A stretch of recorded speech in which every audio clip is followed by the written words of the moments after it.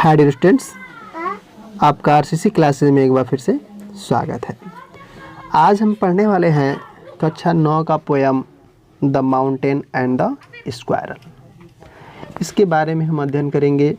और ये the mountain the squirrel की जो पोएट हैं वो राल्फ वाल्डो इमर्सन है। राल्फ वाल्डो इमर्सन के द्वारा यह कंपोज किया गया है और ये बहुत ही सुंदर कविता है और इसे हमें सीख भी मिलती है। अब देखिए, माउंटेन पर्वत और द स्क्वायरल यानी गिलहरी, पर्वत और गिलहरी की बातें इसमें बताई गई हैं कि किस प्रकार से यहाँ पे पर्वत और गिलहरी के बीच में वाद विवाद होता है, यही इसमें बताया गया है। तो ये कक्षा 9 का पोयम है और ये जब भी होता है कि बच्चे लोग असमंजस में पड़े होते हैं कि किसका कैसे इसका अनुवाद होगा, तो आज यहाँ पे हम बताने ही वाले हैं। तो आइए हम शुरू करते हैं। इसके जो राइटर हैं, जैसा कि आपको पता है कि द माउंटेन द स्क्वायरल के राइटर जो हैं राल्फ वाल्डो इमर्सन हैं। स्टार्ट करते हैं हम। The mountain and the squirrel had a quarrel and the farmer called the letter little prig. One replied, you are doubtless very big, but all sorts of things and weather must be taken in together to make a year and a sphere. अब देखिए, हमारा पहला stanza जो है बता रहा है कि the mountain and the squirrel had a quarrel. अब देखिए, पहाड़ और गिलहरी के बीच में झगड़ा हो गया। यानी पहला जो हमारा 2 लाइन बता रहा है कि the mountain and the squirrel had a quarrel, यानी पहाड़ और गिलहरी के बीच में झगड़ा हुआ। अब किस बात को लेकर झगड़ा हुआ, यहाँ पे नीचे बता रहा है कि and the farmer called the letter little prick. अब ये एंड द फार्मर मीन्स पहले वाला, पहला शब्द जो लिया गया है वो किसके लिए है, यहाँ पे द माउंटेन के लिए यानी पर्वत के लिए।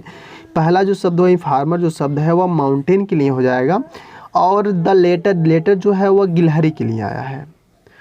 तो फार्मर अर्थात पहले वाले ने दूसरे को, यानी दूसरे का मतलब है गिलहरी को लिटिल प्रिग यानी छोटा ईर्ष्यालु बोल दिया।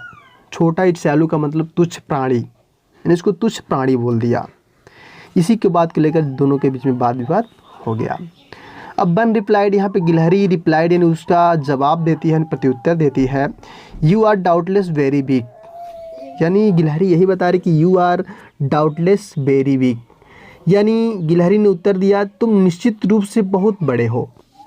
यानी बोल रही गिलहरी कि तुम निश्चित रूप से, कोई इसमें संदेह नहीं है कि तुम क्या हो, बड़े, सबसे बड़े हो। But all sorts of things and weather must be taken in together. लेकिन जैसा सभी तरह की चीज़ें और मौसम एक साथ मिलाने के बाद ही एक साल बनता है। दिया ना आपका, you are doubtless very big, but all sorts of things and weather must be taken in together to make a year and spare.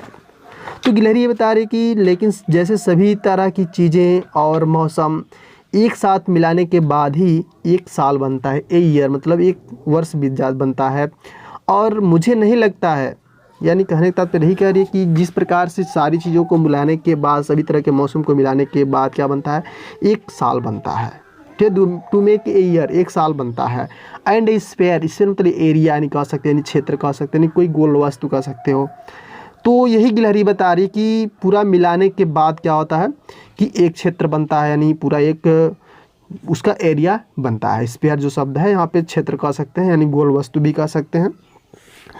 तो इसमें झगड़ा पहले स्टेंजा में ही बता रहा है कि किस प्रकार से पहाड़ और गिलहरी के बीच में झगड़ा होता है। तो पहाड़ समझता है कि जो छोटी गिलहरी है वो उसी का तुच्छ समझती है, यही इसमें बताया गया है। अब हमारा सेकेंड यानी आगे का जो लाइन है, and I think it no disgrace to a copy my place if I am not so large as you are not so small as I, and not half so spray. I will not deny you make a very pretty squirrel track. Talents differ, all is well wisely put. If I cannot carry forest on my back, neither can you crack a nut. अब देखिए, इसमें जो हमारा आगे की line जो है उसमें बता रही है, गिलहरी जवाब दे रही है कि यानी जो इस बात को लेकर झगड़ा हो गया कि पर्वत ने यानी पहाड़ ने बोल दिया कि तुम मुझसे जलती हो। अब क्यों जलती हो, वह सोचता है कि मैं बड़ा हूँ, ये छोटी इसलिए जलती है। लेकिन यहाँ पे गिलहरी बता रही कि मैं तुमसे इसमें कोई जलन नहीं रहता, मुझसे कोई स्यालू नहीं है। तो आगे ही बता रहे कि and I think it no disgrace, यानी बोल रही है कि and I think it no disgrace to a copy my place, यानी वो यही कह रही है कि और मुझे नहीं लगता है कि यह कोई अपमान है। दिया ना आपका, and I think it no disgrace, जिसके माने क्या होता है, अपमान होता है। तो वही कह रही कि और मुझे नहीं लगता है कि यह कोई अपमान है। To a copy my place if I am not so large as you, you are not so small as I. और आगे ही बता रही है कि वो कह ही रही है कि यह मुझे नहीं लगता कि ये कोई अपमान की बात होती है, मेरा आकार क्या है इससे कोई मतलब नहीं होता है। और बता रही कि अगर मैं तुम जितनी बड़ी नहीं हूँ, यानी बोले कि I am not so large as you, अगर मैं तुम जितनी बड़ी नहीं हूँ, यानी इफ़ यानी यदि कह सकते हो, अगर भी कह सकते हो, इसमें कोई संदेह नहीं है।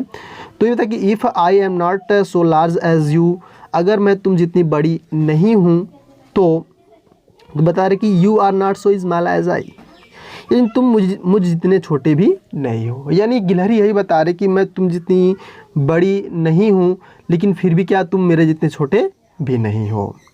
और आगे बता रही है कि and not half so spray, spray माने होता है फुर्तीला, यानी चंचल कह सकते हैं, यानी स्प्रे माने यहाँ पर चंचल, हाफ माने आधा है। तो वही बता रहे कि and not half so spray, और यही बता रहे कि तुम आधे भी नहीं हो, यानी जो मेरी सक्रियता है, मेरी जो चंचलता है, और बता रहे कि और सक्रियता, यानी जो मेरे अंदर की जो चंचलता है उसके तुम आधे भी नहीं हो। और आगे की लाइन में बता रही है कि I will not deny you make a very pretty squirrel track.